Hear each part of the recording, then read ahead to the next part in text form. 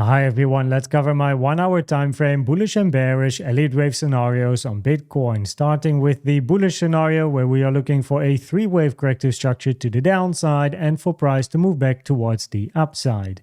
In this scenario, we look for a wave C to finish 1, 2, 3, 4, 5 wave structure, preferably one more low here just to make sure that your wave 4 is comparable in size compared to your wave 2, because if you would end wave 5 at this low and this range over here is your wave 4, then your wave 4 is shorter in time compared to your wave 2, which is less preferred, it's less common.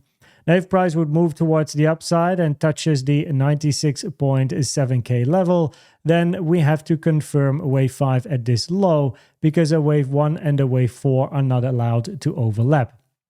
Now, we are currently at support, the blue box here, 95.6 to 95.8k. First main area of resistance, 96.9 and 97.2k. And if we lose this support here, then the next area to the downside here on my chart is between 93.6k and 94.2k. It has been touched once, but there's still some support left in this area.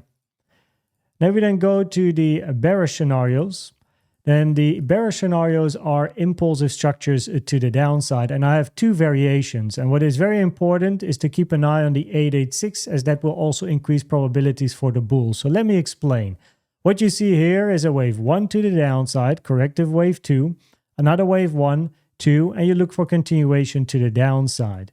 Invalidation is taking out 97.3, but if price can move to the upside to 97.1k, it will significantly decrease the probabilities for this scenario, automatically increasing probabilities for an ABC to the downside. Same is true with this other variation of an impulse down. 1, 2, another wave 1, another 2, continuation down. If price takes out 97.7k, scenario is invalidated. But if you can move to 97.4k, then the probabilities for this scenario will significantly decrease, and therefore probabilities increase for an ABC to the downside, which is the bullish scenario. So in other words, the two 886s here on my chart have a very important role. And if we then also look at that resistance, then you can see that the 886 is in confluence with this blue box as an area of resistance, and also in confluence with the 97.1k daily naked point of control. So it won't be a surprise to at least see a touch and maybe then a bit of a move to the downside. But this move to the downside, especially for the bulls, if you move up, you come back down. This move down is preferably, of course, corrective. So you move up, you get a 3-wave corrective structure to the downside, and then you continue to the upside to touch the next 886. Increasing probabilities, this move down is an ABC, a 3-wave structure, which is bullish.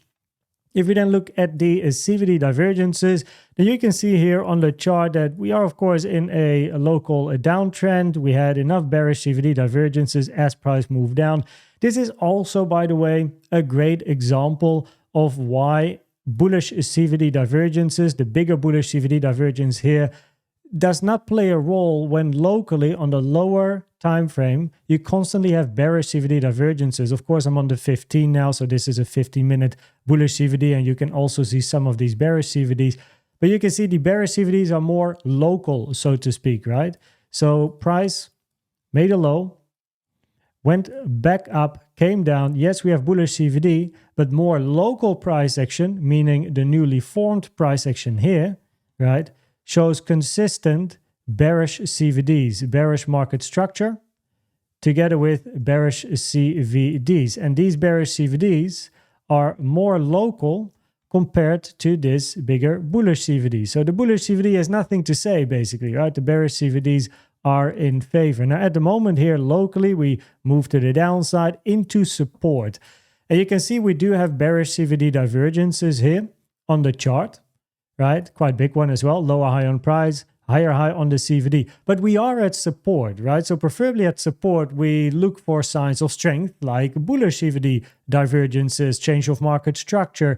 So personally, not too big of a fan per se of the bearish CVD shorting into an area of support. Can be interesting, of course, to still look for another low for a wave 5, but it's of course possible as well that you have a low here on support on a daily naked point of control as well, and you look for price to move up to resistance, right? So now that we've had the drop, the most interesting bearish CVDs were over here, but now we're at support, so I am less inclined to short into support. Now, of course, if we do lose support and then get a retest, I'm very interested in shorting the retest accompanied by bearish CVD divergences because the context is different. Now the context is we're at support, not broken.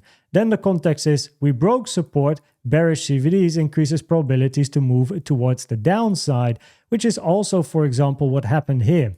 We had an area of support here over the weekend and on Friday, right? A box of support which was touched, right? So it was holding at least temporarily, but then price moved to the downside overnight, retested that area, and it did so, let me show you here, with additional bearish CVDs, which you can see over here, right? So we moved on top of the box, price moved to the downside, came back up, bearish CVD divergences while retesting this area of previously support, then turning into resistance. And that is when I'm interested. This was overnight though, but nonetheless, right? So it explains the context of how to read CVD together with what's happening on the chart. Now we do have some news today, this week. So Wednesday here, February 19th, we have some high impact news, and also on Friday, Wednesday, 2:30 p.m. Central European time, and Friday, 4 p.m. Central European time. Now, please be aware that on the 20th of February, I am flying to the US as I have a meeting with Robert Prechter, founder of Elliott Wave International, author of the book Elliott Wave Principle, and I'll be in the US for a little bit. Now, I will take my setup with me, another microphone, but my laptop and stuff will come with me. Just whenever I have the opportunity, I'll make sure to try and record a video or upload or like do a live stream, for example. So I will try my best to still provide you with content while I'm in the US. But just make sure that from the 20th onward, for 2 weeks at least, it's going to be a bit random on the channel. And also between the 7th of March and the 16th of March, I'm actually in the mountains because I'm on winter sports, so I can't really make any content. So just know that the upcoming period might be a bit random with regards to content. Now, if we then talk about the probabilities, I did not cover the 4-hour time frame in this particular video. We have covered the 4-hour time frame many times. So I try to, of course, mix up things. So in this case, on the 4-hour, the probabilities are bullish till proven otherwise. If you just want to see the scenario, then basically this is your bullish scenario here, looking for 4 and another 5 to the upside. Even if you do take out the low here, then still your remaining bullish scenario arguably is a WX and an ABC and Y before then moving up, but you need to hold 85, right? Your bearish scenario is that you have a finished 5-wave structure, 1, 2, 3, 4, 5, 1, 2, 1, 2, 1, 2. You look for a move to the downside. Lower probabilities from an Elliott wave point of view till proven otherwise. The bearish probabilities will only start to increase bit by bit if you first take 94, then you take 91, and eventually, of course, the main one is going to be 85. On the 1-hour time frame, we are currently at support as shown in the video, so it's interesting to observe the reaction here locally, right? And we have to keep an eye on the 886s. So the 886 currently at 97.1K and the 886 at 97.4K, as those will significantly reduce probabilities for impulsive moves down, increase probabilities for an ABC, which is bullish. I hope that this video was helpful or valuable to you. Please check out the CVD indicator video, the best indicator out there in my opinion, or the Elliott Wave educational playlist to help you understand more about Elliott waves. Thanks for watching and subscribing, and I hope to see you at the next one. Bye bye.